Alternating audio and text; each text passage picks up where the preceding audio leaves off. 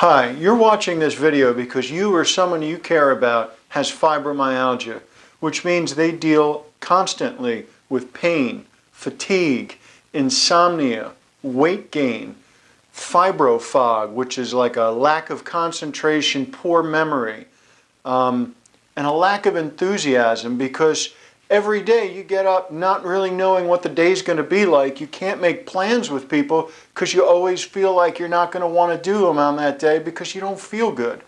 Fibromyalgia is a terrible condition to be diagnosed with.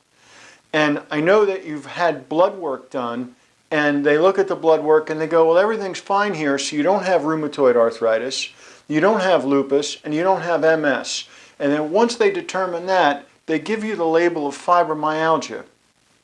So with fibromyalgia, basically what you're going to be getting is you're going to be told to exercise, you're going to be told to take gabapentin or Lyrica, which is an anti-seizure medication. It's not a fibromyalgia treatment.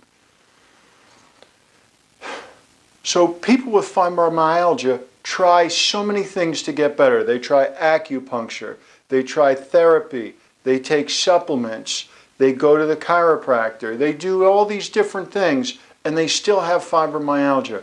Well, in my office, we actually look at the blood work that you were told was normal, and we apply it to functional ranges, because functional ranges tell us really how well your body's working. If we look at your thyroid stimulating hormone, for example, anything from 0.5 to 5.0, the reference range says is perfectly fine. You could drive a truck through that window. What you need to do is you need to apply those blood ranges to functional optimal ranges. Now when we look at TSH under that microscope, it becomes 1.8 to 3.0. That's the sweet spot in the bell curve that tells us, hey, everything's working right when we look at this system. And you need to look at the entire sheet of all the different markers to know what's happening with people.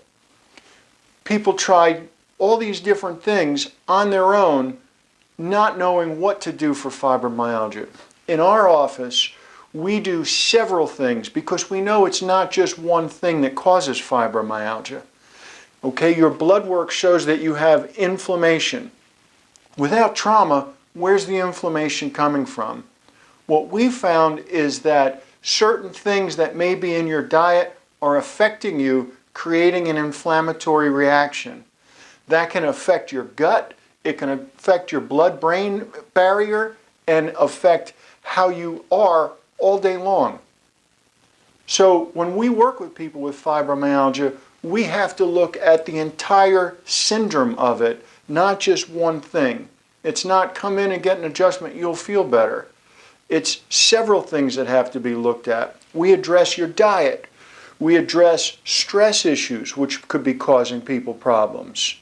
We address the underlying inflammation. We can help you with that. People with fibromyalgia are going to the doctor with something new all the time, and we open up the file and go, oh, must be a flare-up of your fibromyalgia. Or you feel like you're talking to the doctor and they're thinking, it's probably just in your head. You feel this way because you just feel this way. You need to exercise. You need to get out and do more. But people with fibromyalgia, it's like having a car that's got something wrong with it. You don't drive it faster. You don't take it on a long trip. Telling somebody with fibromyalgia to exercise is bad advice. The pain you're feeling oftentimes is coming from a physical problem. Now, I don't know about you, but when you go to the doctor, they're looking for an infection, a trauma, something that they can help you with. They don't treat people with adjustments. They don't say, oh, you got a bone out of place here. They don't look for it, and they won't tell you that you have it because that's not even their field.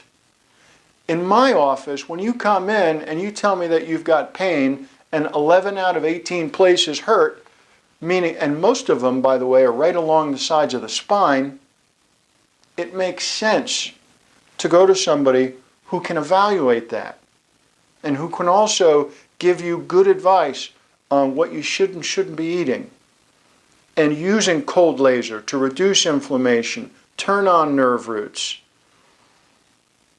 do the right things to help heal the lining of the gut and the brain. And we see amazing things happen. I've seen patients who've come in here that say, I have to write my security information down all the time because I can't remember anything.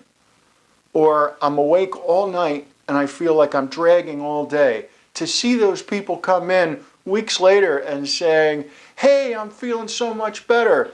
I'm reading books and I'm remembering what's in there. I'm getting a good night's sleep. I'm getting up early and I'm getting out and I'm walking. I'm feeling better. I have less pain. My digestion feels so much better. Those are the things that make me get out of bed in the morning. I love helping people with conditions like this. So if you have fibromyalgia, call our office, make an appointment for a consultation. Come on in and sit down with me. Bring your blood work, bring x-rays, bring genetic testing, bring saliva hormone testing, whatever you have, bring it in, tell me about your condition, and we'll talk about whether or not we can help you. If I don't feel like I can help you, I will tell you that.